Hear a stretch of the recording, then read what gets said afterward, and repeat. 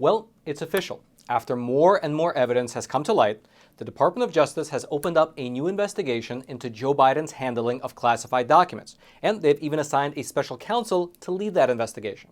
However, it's become very apparent that the issue of the classified documents that have been found in Joe Biden's possession is only the tip of the iceberg. It's only the surface-level manifestation of a much deeper story, a story that involves Hunter Biden, Ukraine, the Chinese Communist Party, the University of Pennsylvania, millions of dollars in questionable payments, as well as possibly the largest form of election interference that occurred during the midterm elections, which might sound hyperbolic, but it's not. You see, the story actually began right here, with the iconic footage taken from Mar-a-Lago about 3 months ago, showing the FBI raiding President Trump's home looking for classified documents. That raid was national news for weeks, with news outlets across the whole country spending countless hours of airtime covering every minute detail of the raid, as well as speculating on what those classified documents might have contained. And it was during that height of that media frenzy that Joe Biden went on 60 Minutes and slammed President Trump for being so, quote-unquote, irresponsible. Here's a short snippet from that interview. When you saw the photograph of the top secret documents laid out on the floor at Mar-a-Lago, what did you think to yourself, looking at that image? How that could possibly happen, how anyone could be that irresponsible. And I thought, what data was in there that may compromise sources and methods? By that I mean names of people who helped, or et cetera.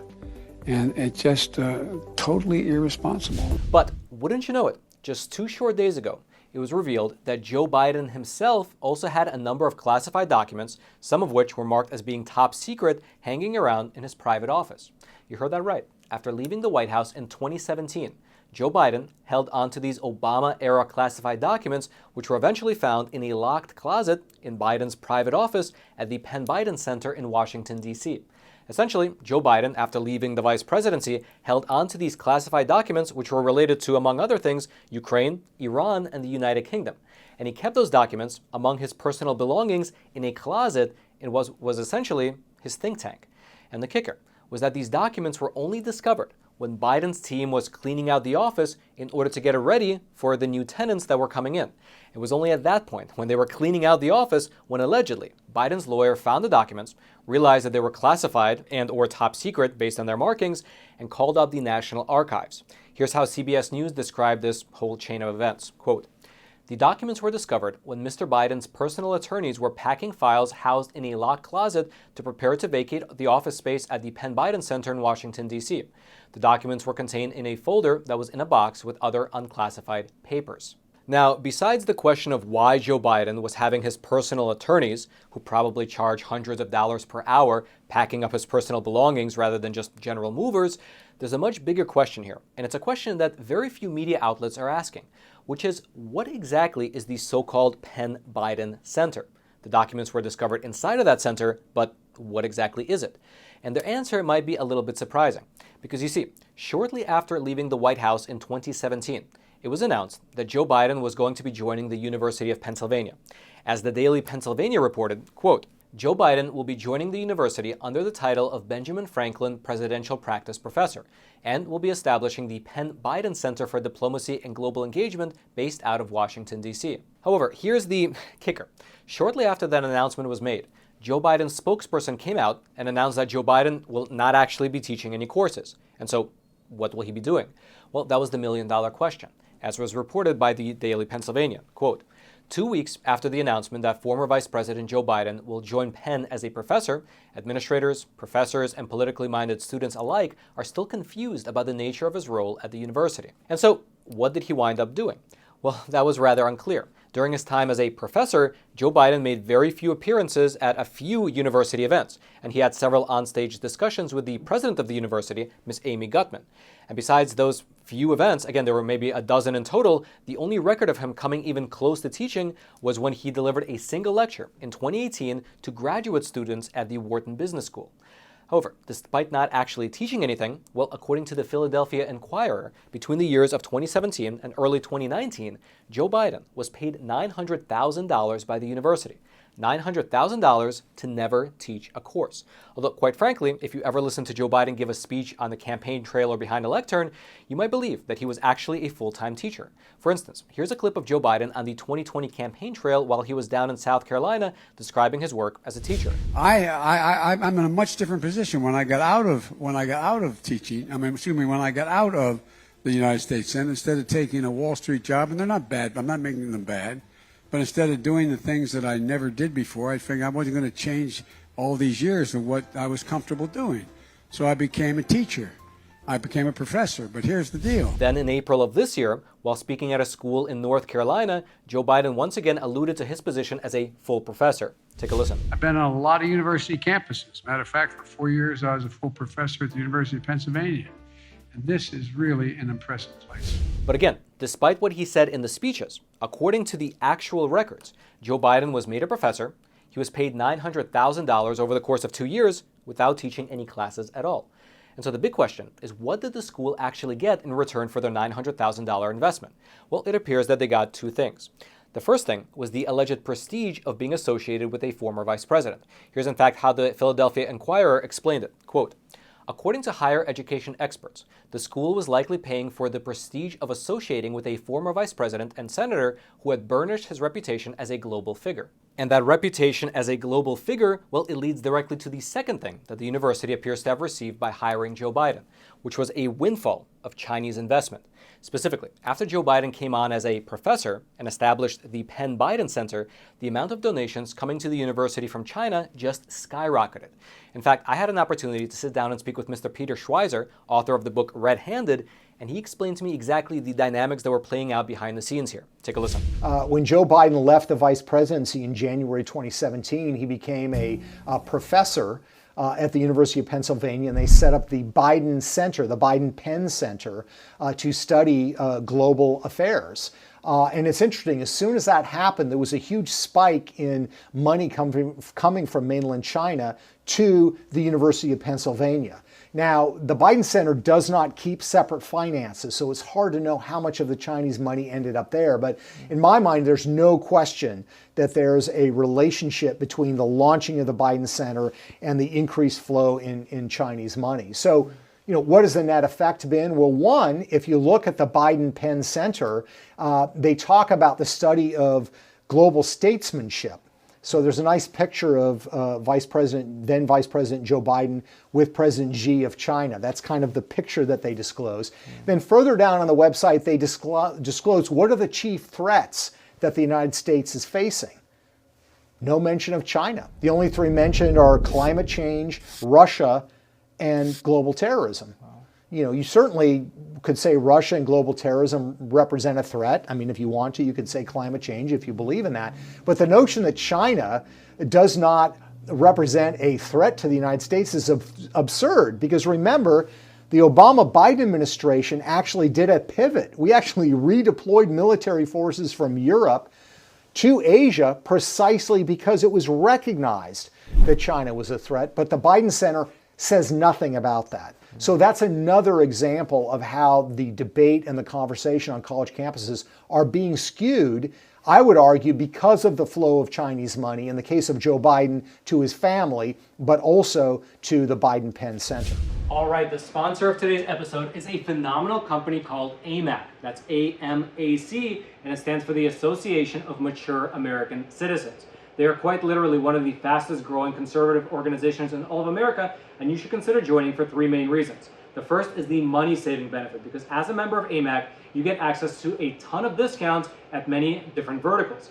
Things like vitamin stores, restaurants, retail shops, and so on and so forth. If you want to check out the full list, it's pretty exhaustive, you can do so over on AMAC's website. The second benefit is that you get exclusive access to the AMAC magazine. It'll be delivered directly to your doorstep, and it contains phenomenal coverage as well as deep analysis. And then the third benefit, the one that people say is their favorite, is that AMAC fights for your values over on Capitol Hill. In fact, you can check out the online version of this on their website. It's the AMAC Action Advocacy Annual Report, and it shows exactly what they're doing on Capitol Hill in terms of fighting what they call the socialist storm that's brewing in this country. So head on over to amac.us/factsmatter and sign up today. I'll also throw a link down in the description box below. And so, circling back to our initial point, Joe Biden, after leaving the vice presidency and establishing this mostly ceremonial office within the University of Pennsylvania, where the only discernible benefit to the school was an influx of Chinese cash, well, somehow it appears that a trove of classified documents followed him along. But that's not the only interesting aspect, because there's also the question of timing. The discovery of these documents was made on November the 2nd. November 2nd, which was 6 full days before the midterm elections.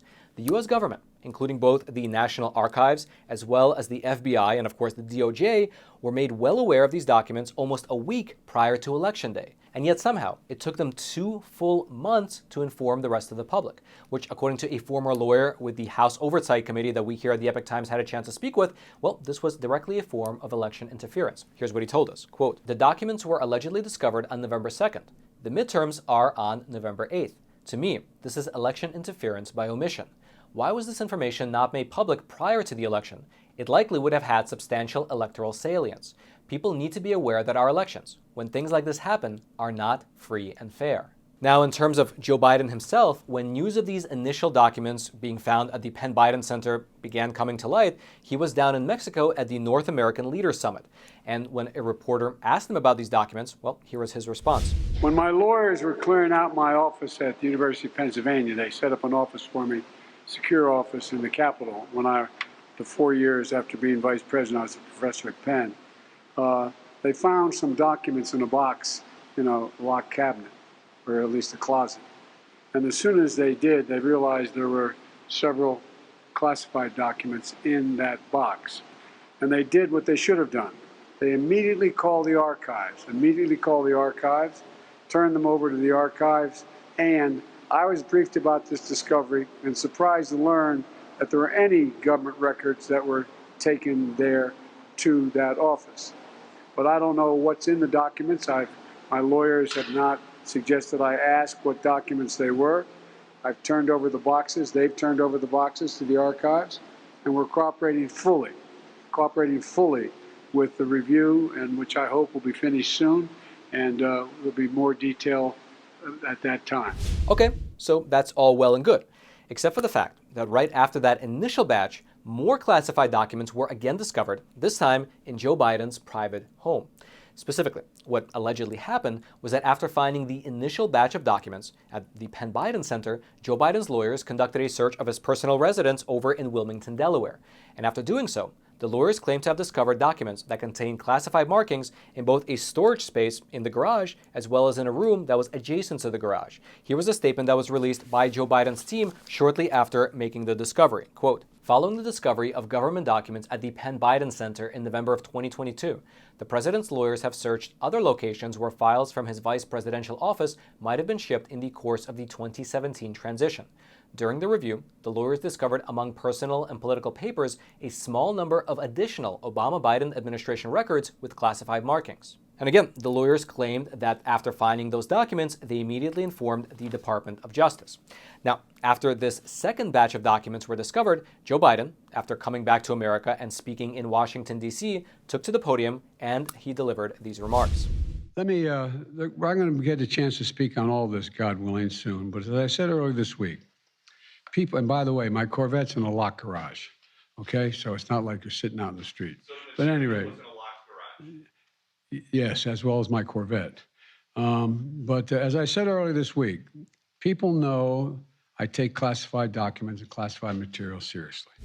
Now, funny enough, we actually have a fairly clear picture of what the inside of that supposedly closed garage looks like.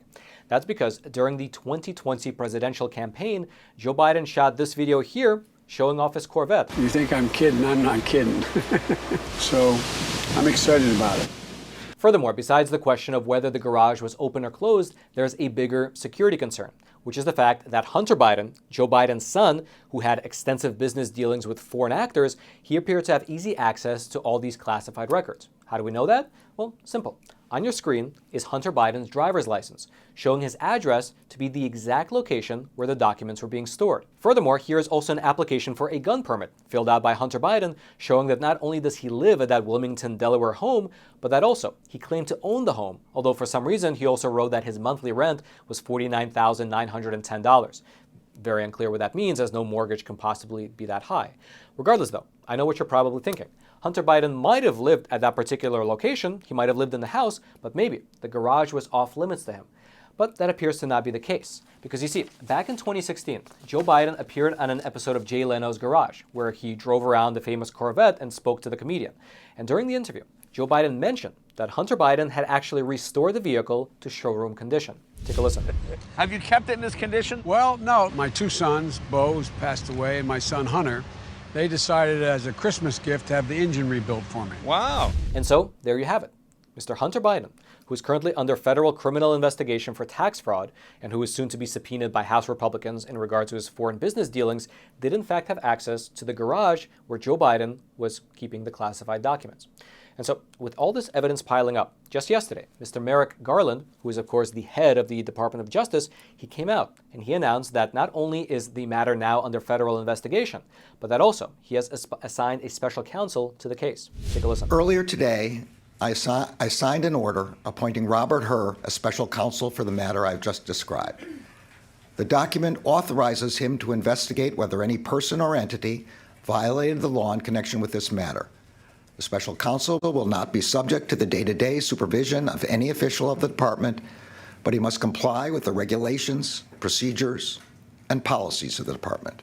This appointment underscores for the public the department's commitment to both independence and accountability in particularly sensitive matters, and to making decisions indisputably guided only by the facts and the law. Now, the special counsel assigned to this particular case is Mr. Robert Hur, who was previously assigned by President Trump to be the U.S. Attorney for Maryland. And so now this country has sort of a fascinating situation where the Department of Justice currently has two special counsels investigating both the current sitting president as well as his predecessor for the very same crime. Although it is worth mentioning that there is a big distinction between these two different cases, between Joe Biden and Donald Trump, because while President Trump was in office, he did have the sole authority to declassify documents. And that's the defense that he's making in his case. His argument is that he declassified the documents prior to taking them home.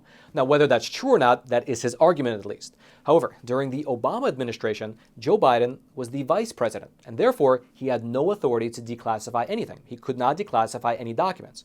And so he cannot use that same argument, because as a matter of course, he had no authority to either declassify the documents or to keep them after his term in office. Regardless, though, besides the Department of Justice investigation, which has now been officially opened with that special counsel, the House of Representatives, which is now controlled by Republicans, are also taking steps to get to the bottom of what was actually happening here.